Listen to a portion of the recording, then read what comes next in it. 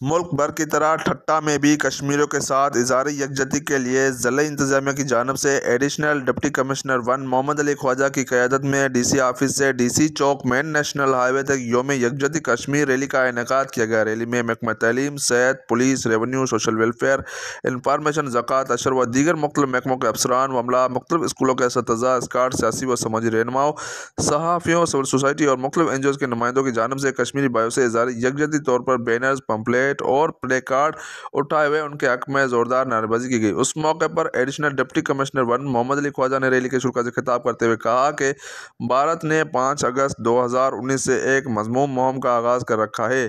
یہ غیر قانونی اقدامات سلامتی کونسل کی قراردادوں اور جنیوا کنونشن کی خلاف ورزی ہے۔ 74 برس سے بھارت نے طاقت کے بل بوتے پر کشمیریوں کی آزادی دبا رکھی ہے۔ انہوں نے کہا کہ ہم کشمیریوں کے سیاسی، سفارتی و اخلاقی حمایت اور ان کے جدوجہد آزادی میں آخری دم تک مدد جاری رکھیں گے اور انشاءاللہ کشمیر بن کے رہے گا۔